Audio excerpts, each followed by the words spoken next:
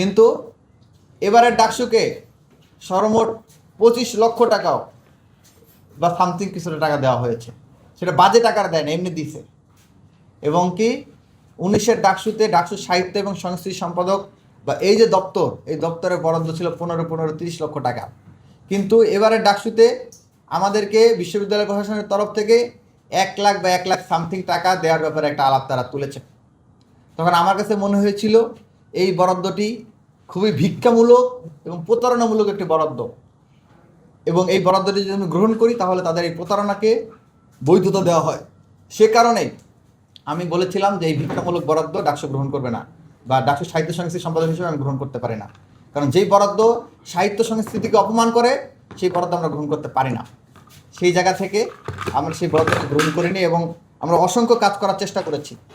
প্রত্যেকটা কাজই আমরা প্রাইভেট সেক্টর থেকে বিভিন্ন মানুষ যারা আমাদেরকে সহযোগিতা করেন তাদের ফান্ড থেকে ম্যানেজ করে আমরা এটা করার চেষ্টা করেছি। আমাদের এই অনুদান ম্যানেজ করতে অন্যান্য বিষয়ের কারণে আমাদের অনেক লেট হয়ে গেছে, দেরি হয়ে গেছে। এই জন্য আপনাদের দুঃখ প্রকাশ করছি। এবং আমাদের যেই বাছাইকৃত 13 জন আজকে এখানে এসেছেন পুরস্কারপ্রাপ্ত, তাদের বাছাইকৃত চিঠি এবং বেশ কয়েকটি লেখা নিয়ে আমরা এবং ফেলানির বাবা মার সাক্ষাৎকার নিয়ে আমরা ইতিমধ্যেই স্মারকগ্রন্থ প্রস্তুত করেছি। যে কোনো দিন আমরা সময় অনুযায়ী কিছুদিনের মধ্যে আমরা মোড়ক উন্মোচন করব। পাশাপাশি আমাদের ডাকসু সাহিত্য সংস্থার পক্ষ থেকে আমরা প্রায় 20টার কাছাকাছি ম্যাগাজিন এবং প্রকাশনা আমরা নিয়ে আসছি, এবং বেশ কিছু প্রকাশনার মোড়ক উন্মোচন ইতিমধ্যে হয়েছে, আশা করি কিছুদিনের মধ্যেই হবে। এবং তারা হয়তো ভেবেছিল যে তারা বরাদ্দ না দিয়ে আমাদের কাজকে আটকে দিবে, আমাদেরকে ব্যর্থ প্রমাণ করবে। তারা মনে করেছিল যে আমাদের ব্যর্থ প্রমাণ করলেই তারা সফল হবে। তারা এই চিন্তা করে তারা শিক্ষার্থীদেরকে তারা প্রতিপক্ষ বানাতে চেয়েছিল। আমরা আমাদের জায়গা থেকে আমরা সর্বোচ্চ চেষ্টা করে তারা যেই বরাদ্দটি আমাদের যৌক্তিক বরাদ্দ ছিল তার থেকে আমরা কয়েক গুণ বেশি আমরা কাজ করেছি। এবং আমরা যদি বরাদ্দটি পেতাম আমরা হয়তো আরও অনেক বেশি কাজ করতে পারতাম।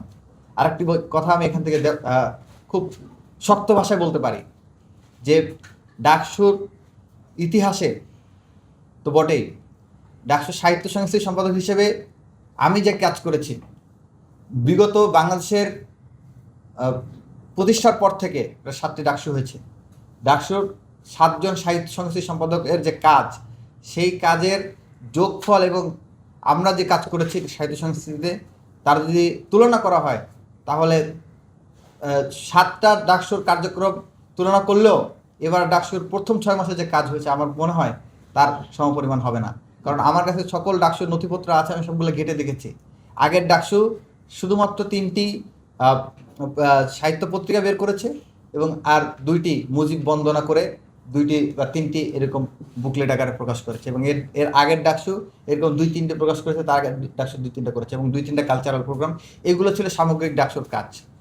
তো সেইগুলো যদি আপনারা হিসাব করেন, তুলনা করেন, তাহলে দেখতে পাবেন যে ওই তুলনায় কোনো হল সংসদ কোনো